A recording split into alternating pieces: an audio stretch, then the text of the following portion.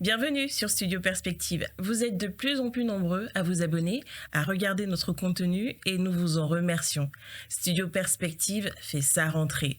De nouveaux programmes s'ajoutent à notre catalogue afin de toujours mieux vous informer, vous divertir et vous inspirer.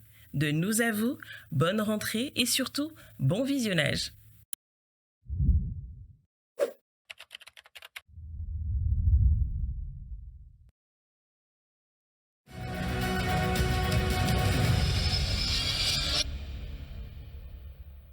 Bienvenue, 26 minutes pour convaincre avec Madame Koussou, Madame Dina Koussou. Madame Dina Koussou, bonsoir. Bonsoir et merci pour cette invitation. Vous allez bien?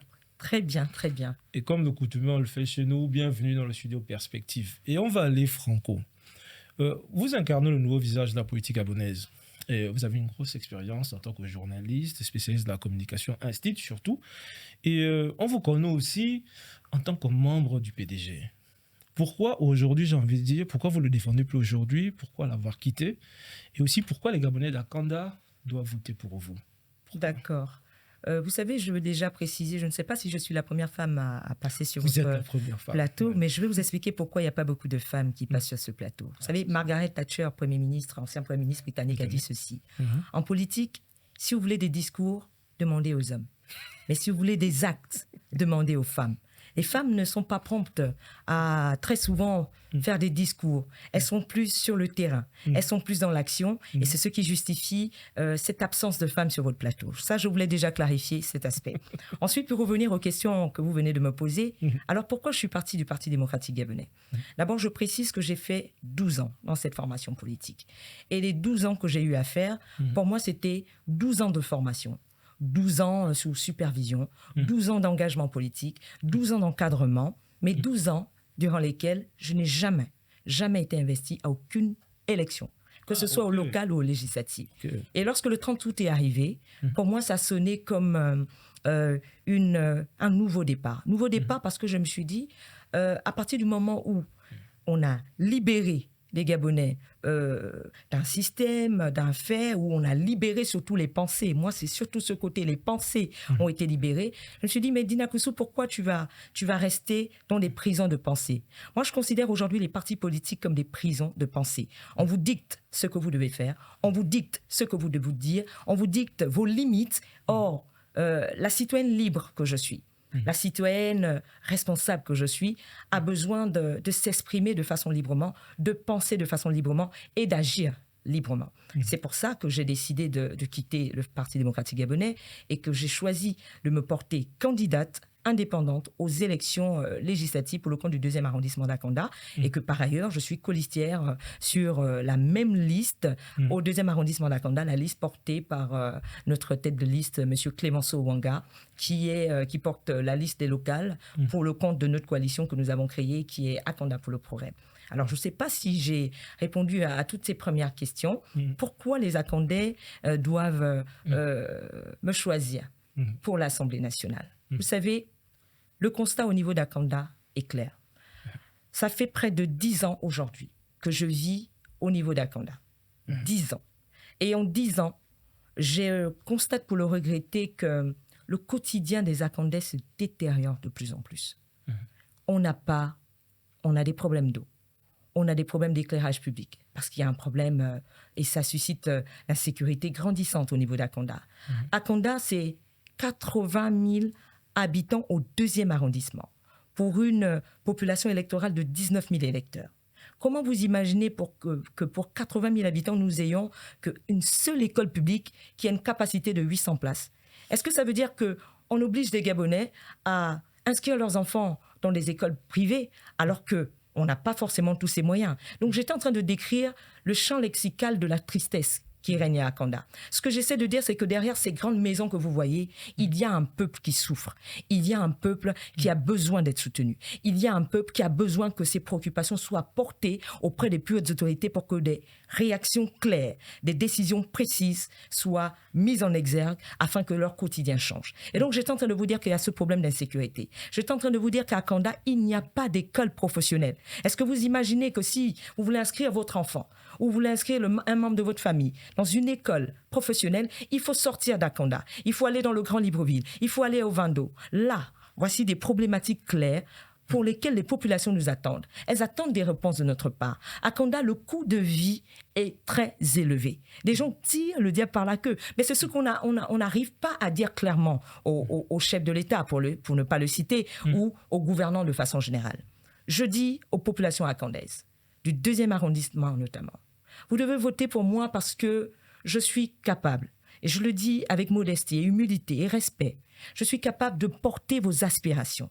Je suis capable de les porter sans avoir froid aux yeux, parce que vos réalités sont les miennes. Je disais tantôt que depuis près de 10 ans, notre quotidien se détériore, et en réalité, c'est cela qui a motivé ma candidature, et c'est cela qui a motivé la candidature de notre tête de liste, qui est M. Clémenceau Ouanga, et donc de notre coalition Akanda pour le progrès pour ces élections. Merci beaucoup, mais je vais quand même revenir, ma curiosité, c'est un gros défaut chez moi. Vous avez dit que vous avez fait 12 ans dans le Parti démocratique gabonais. Exactement. Jamais investi. Pourquoi, Madame Koussou? Je ne saurais répondre à cela parce que seuls les responsables de l'époque peuvent donner des explications. Mais je puis vous rassurer, ce n'est pas que je n'ai pas eu des responsabilités au sein du Parti démocratique gabonais. C'est tout le paradoxe. C'est-à-dire, en même temps, on vous responsabilise, mais on ne vous permet pas de partir à une élection pour gagner une certaine légitimité donnée par le peuple. Et c'est cela qui me pose un problème. Parce que, vous savez, quand on vous forme, à un moment donné, lorsque vous avez fini d'être formé, vous devez faire vos preuves. Et à quel moment vous faites vos preuves si on ne vous investit pas à une élection? Donc, j'ai voulu prendre ma liberté. Encore une fois, la liberté de penser, la liberté d'agir, la liberté de faire et la liberté surtout de porter les combats qui personnellement me touchent, des combats qui touchent les Gabonais et des combats qui touchent les populations d'Akanda. Okay. Merci Madame Koussou. Aujourd'hui, vous défendez Akanda pour le progrès, la coalition dont vous parlez, où la plupart des cas du PDG se sont alliés à l'UDP. Pourquoi ne pas faire simple? Pourquoi ne pas faire simple et profiter d'une machine en griffe qui a porté le président actuel le 12 avril dernier avec un score assez important? Pourquoi pas l'UDP? C'est simple. Vous savez, c'est 94,85% de Gabonais sans étiquette politique qui ont voté pour le président Brice Clotaire Oligui Nguema. Ce n'est pas l'union des bâtisseurs, mais c'est 94% de Gabonais. Toute étiquette confondue.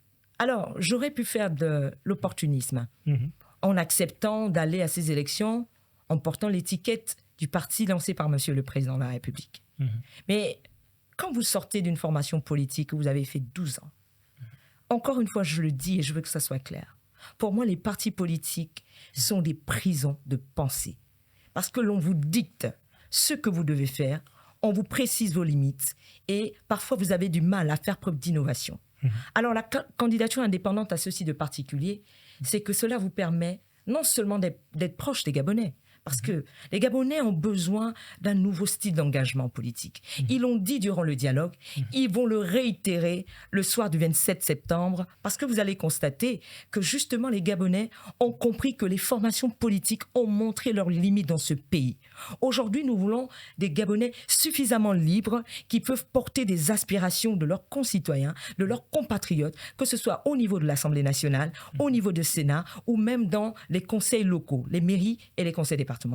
Donc, ce que je veux dire aujourd'hui, c'est que je n'ai pas choisi d'aller sous une étiquette politique parce que je pense que c'est un système dépassé et que les Gabonais n'ont pas besoin de ça. Ils ont juste besoin que l'engagement qui est le vôtre soit sincère, que l'engagement qui est le vôtre soit clair, que l'engagement qui est le vôtre soit véritable et qu'ils ressentent que vous avez véritablement l'ambition de changer leur quotidien, de participer à l'essor de ce pays que nous voulons tous. Et c'est cela qui motive notre combat depuis le début. Merci Madame Koussou. Et j'ai envie de dire, je vous écoute depuis un moment. Et si vous êtes élu au soir du 27 septembre, qu'est-ce qui peut nous convaincre que vous ne tournerez pas le dos aux populations d'Akanda? Laissez-moi vous rassurer, Monsieur Ona, sur ce plateau. Parce que nous avons l'habitude, malheureusement. Vous savez, vous faites bien de le dire. Et c'est justement parce qu'on nous a habitués à ce genre de système. Vous savez, la 5e République que nous voulons, la 5e République que nous espérons, la 5e République que nous attendons, doit pouvoir changer les codes. Et la responsabilité qui est la nôtre aujourd'hui, c'est d'impulser ce changement de côte. Vous pensez que nous nous battons que pour ce temps présent? Non. En réalité, nous nous battons pour les générations futures. Nous nous battons pour impulser un nouveau style de management politique dans l'esprit, dans la conception, dans l'entendement des citoyens gabonais, afin que nos compatriotes comprennent que on n'est pas obligé de rester sur les anciens schémas pour réussir, non seulement dans ce pays, mais surtout pour apporter un changement, pour apporter une nouvelle façon de faire les choses. Mais nous devons aller désormais dans ce qui se fait. Et ce qui se fait, c'est un engagement politique qui n'implique pas des réalités partisanes. Nous avons limité le développement du Gabon à nos réalités partisanes. Il faut appartenir à un parti politique pour bénéficier de cela. Il faut être membre de X formation politique pour espérer cela. Non. Nous sommes là pour impulser ce nouveau changement-là. Et c'est pour ça que je disais qu'en fait, notre objectif, ce n'est pas uniquement ce temps, les temps dans lesquels nous sommes, mais nous pensons au futur. Et c'est pour ça que je suis convaincu de ceux qui pensent que, vous savez, les hommes d'État pensent aux prochaines générations lorsque les politiciens pensent qu'aux élections. C'est toute la différence entre nous et les autres. Très bien. Très bien. Vous visez l'Assemblée nationale. Exactement. Vous avez parlé de problèmes par rapport aux écoles, à l'école publique, oui, etc. Et, les problèmes d'eau, les problèmes d'éclairage public, comme je le disais. Vous savez, à Kanda, les gens parcourent des kilomètres pour pouvoir avoir de l'eau dans leur maison. Vous savez, ça fait très mal lorsque dans les maisons, on a des robinets, mais il n'y a pas de gouttes d'eau qui coulent. Ça fait très mal lorsque des gens ont des frigos dans leur maison, mais ils n'ont rien dedans. Donc, en fait, ils n'ont pas de quoi se nourrir. Et c'est ça qui nous révolte. C'est pourquoi nous nous disons, est-ce qu'on doit continuer à observer ou se lever et porter la voix de ces personnes qui ne peuvent pas forcément s'exprimer dans ces cadres comme les nôtres? Et donc, nous disons aujourd'hui que ces préoccupations des Akandais sont des préoccupations que nous voulons porter. Pas porter pour faire joli, pour faire de la fantaisie, mais porter ces préoccupations parce que ce sont les nôtres. Ces vécus sont les nôtres, leurs expériences sont les nôtres. Et donc, nous pensons qu'avec un engagement sincère, des choses pourront bouger. Et si vous me permettez, je voudrais dire que nous partons à ces élections avec des projets. Au niveau des législatives, la coalition Akanda pour le progrès porte le projet que je vais vous décliner. Je n'irai peut-être pas dans les détails pour certains, mais je veux quand même vous rappeler certains combats phares. Alors, le projet aux législatives a 7 combats phares. Et parmi ces combats, je vais citer entre autres la proposition de loi portant statut juridique des familles monoparentales, parce que nous avons constaté que les familles monoparentales au Gabon, c'est pratiquement 40% de la population gabonaise. Il y a des femmes, il y a des hommes, mais particulièrement des femmes qui élèvent leurs enfants seuls, sans que l'État ne vienne en aide, ne vienne en soutien, en appui. Et donc nous disons que nous voulons que l'État gabonais puisse instaurer, puisse donner un statut juridique à ces familles monoparentales. C'est pourquoi si je suis élu député, si les populations d'Akanda décident de me faire confiance, au niveau de l'Assemblée nationale, je porterai cette proposition de loi portant sur le statut juridique des familles monoparentales au Gabon. À cela s'ajoute la question des violences en milieu scolaire. Nous pensons aussi porter une proposition de loi contre les violences en milieu scolaire. Vous savez, l'école gabonaise que nous voulons ne peut pas être un lieu d'insécurité, ni pour les apprenants, ni pour le personnel administratif, encore moins pour les enseignants. Et donc, nous voulons rétablir la sécurité au niveau de l'école gabonaise. C'est pourquoi nous voulons que désormais, la question des violences en milieu scolaire ne se résume plus qu'à des simples mesures coercitives données par un ministère. Mais nous voulons que ça devienne une proposition de loi, parce que cela doit être pénalisé. Il est hors de question que nos enfants soient empêchés d'aller à l'école, parce qu'il y a ce souci, parce que la consommation de drogue des jeunes fait en sorte, mais cela se justifie parce qu'aujourd'hui, la jeunesse est dans l'oisiveté. Il n'y a pas suffisamment de plateaux sportifs. Je suis désolée de le dire, des efforts sont faits par le président actuellement, mais je pense qu'on doit aller encore plus loin, parce qu'il faut pouvoir occuper ces jeunes. Et en occupant ces jeunes avec des activités saines, nous allons faire en sorte qu'il y aurait de moins en moins de violences en milieu scolaire. C'est pourquoi, pour ramener le parent au cœur de sa responsabilité dans l'éducation des enfants, nous décidons de porter cette proposition de loi contre des violences en milieu scolaire.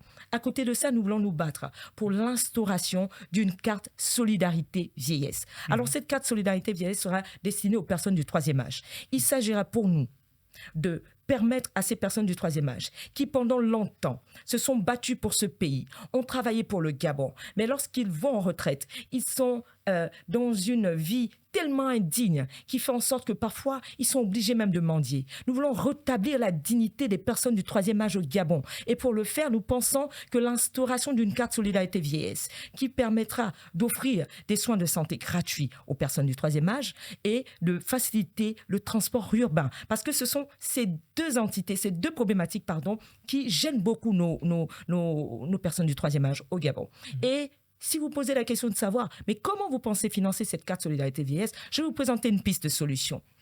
Vous savez qu'au Gabon, les jeux de hasard ont un flux financier très important que l'État n'a pas encore capitalisé. Nous pensons qu'il faut créer une taxe de contribution spéciale vieillesse. Et cette taxe prise dans les recettes des jeux de hasard va permettre de financer cette carte solidarité vieillesse. Parce que nos parents ont besoin de ça. Ils ont besoin que leur dignité soit respectée. Le président de la République a été élu, il a dit « Je viens pour restaurer la dignité des Gabonais ». Et pour nous, restaurer la dignité des Gabonais, c'est aussi restaurer la dignité de ces personnes du troisième âge qui ont servi ce pays, mais qui, lorsqu'elles vont à la retraite, elles se retrouvent abandonnées et dans des états parfois très déplorables. Et nous croyons qu'il faut absolument que cette carte solidarité vieillesse soit instaurée au niveau du Gabon. Et naturellement, nous pensons que Akanda peut servir de base expérimentale, puisque, comme je vous ai dit, nous avons une candidature au local et une candidature aux législatives. C'est pour comprendre vraiment le côté complémentaire de nos candidatures. C'est très important que nous ayons quelqu'un qui porte au niveau de l'Assemblée nationale des préoccupations à l'échelle nationale, mais qu'au niveau local, par la mairie d'Akanda, que des politiques soient implémentées pour véritablement impacter le quotidien des compatriotes. Là, je vous ai cité que quelques combats phares, mais je peux aller encore plus loin parce qu'il y a beaucoup à dire. Nous pensons aussi aux entrepreneurs. Oui, on va y aller, mais j'ai une toute petite question. Vous avez attiré ma curiosité, parce qu'on se rappelle tous de la taxe sur Canal+, où avant la transition, avant le coup de libération, il y avait 500 francs qui étaient soutirés dans les 25 500 francs de Canal+, plus des abonnements Canal. Au final, on ne sait pas où cet argent est passé. Comment vous allez pouvoir suivre la destination finale du fruit de cette taxe? Oui, c'est pourquoi je parlais tout à l'heure d'une base expérimentale. Nous voulons choisir justement la mairie d'Akanda comme la base expérimentale de l'instauration de cette carte solidarité vieillesse. Okay. Ce qui nous a manqué pendant longtemps, c'est que dans notre pays, on a pris des mesures qu'on a directement appliquées à l'échelle nationale, sans prendre la peine d'expérimenter en prenant un échantillon ou une zone spécifique pour mettre en œuvre la dite mesure. C'est pourquoi nous voulons changer les choses. Parce que justement, cette 5e République, la donne doit changer. La façon de faire doit changer. Donc pour nous pensons que Akanda va servir de base expérimentale de cette carte solidarité vieillesse. Et à partir du moment où les résultats seront concluants, et nous pensons que ce sera le cas, nous pensons que cela peut être expérimenté à l'échelle nationale par les plus hautes autorités. Okay. Merci beaucoup, Madame Koussou. Je vous en prie. L'entrepreneur que je suis, il doit faire son job. Que proposez-vous justement aux entrepreneurs d'Akanda de façon spécifique, et peut-être même un projet expérimental comme la carte de solidarité? Les entrepreneurs d'Akanda vous regardent, il y en a beaucoup, ils sont nombreux.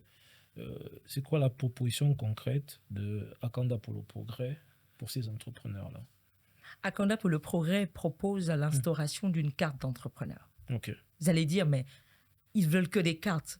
Mais je vais vous dire pourquoi c'est important pour nous.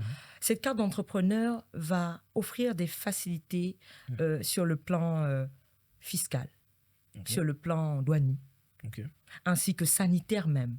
Parce que les gens n'ont pas réalisé que être entrepreneur, ce n'est pas juste ouvrir ou créer une entreprise ou une start-up, etc. Mais ça joue même sur le plan moral et mental du compatriote. C'est pourquoi nous pensons que cette carte d'entrepreneur, encore une fois expérimentale au niveau d'Akanda, d'où le sens, je veux encore le marteler, de notre candidature au local et aux législatives, cet objectif pour nous, c'est de faciliter aux entrepreneurs comme je disais, ces facilités-là sur le plan fiscal, sur le plan douanier, sur le plan sanitaire. Ce que nous voulons, c'est que les entrepreneurs soient de plus en plus allégés. Comment vous imaginez?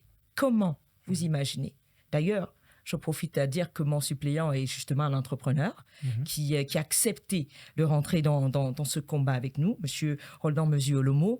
Et donc, nous avons pensé que pour les entrepreneurs, nous ne pouvons pas continuer à voir nos frères et sœurs akandais et gabonais de façon générale souffrir de ne pas pouvoir facilement ou très bien développer leurs entreprises. Mais ça passe par quoi? Ça passe par des conditions de travail adaptées et adéquates. Or, nous constatons pour le regretter. Nous constatons.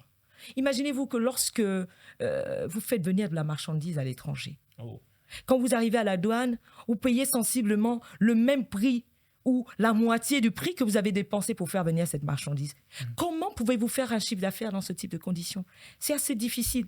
C'est pourquoi nous pensons que sur les questions de la douane, sur les questions fiscales, sur les questions même, le plan de la santé, il va falloir trouver des mesures par cette carte d'entrepreneur que nous voulons. Nous voulons que ces entrepreneurs au niveau d'Akanda soient clairement identifiés par le biais de cette carte-là pour qu'au niveau d'Akanda, désormais, ils aient des facilités.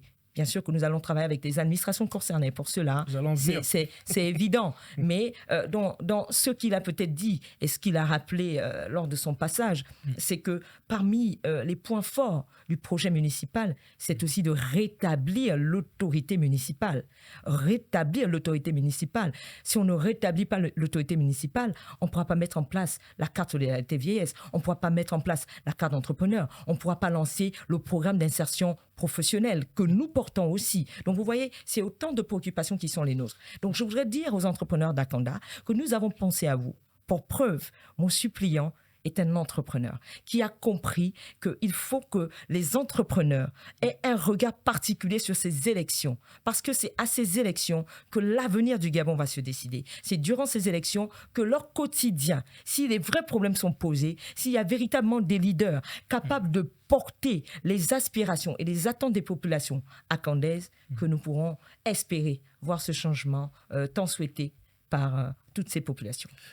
Avant d'aller vers une question qui est un peu plus générale et qui sort peut-être même du cadre de notre échange, vous avez 2 minutes pour parler aux Akandais.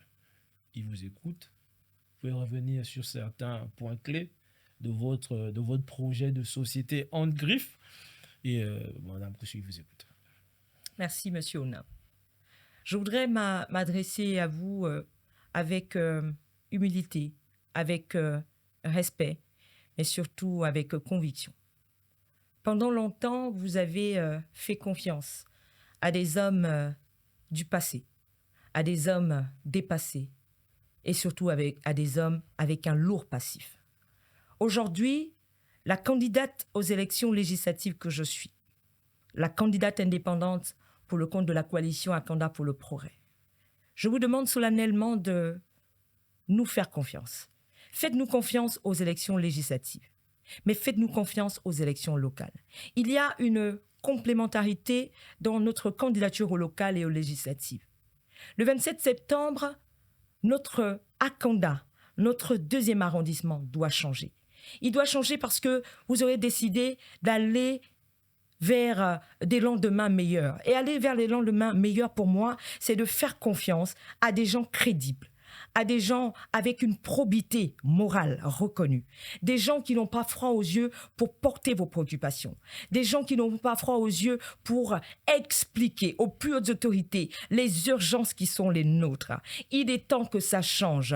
Le problème d'insécurité grandissante ne peut plus demeurer à Akanda. Nous avons des problèmes d'eau, nous avons des problèmes d'électricité, nous n'avons qu'une seule école publique adaptée, nous n'avons pas d'école professionnelle, nous n'avons pas de bibliothèque. Il y a suffisamment de problématiques pour faire confiance aux gens qui, pendant longtemps, ont pensé changer notre quotidien, mais en réalité, c'est leur vie qui a changé. Et donc, je vous demande, encore une fois, de nous faire confiance. Faites-nous confiance parce que nous sommes prêts pour vous.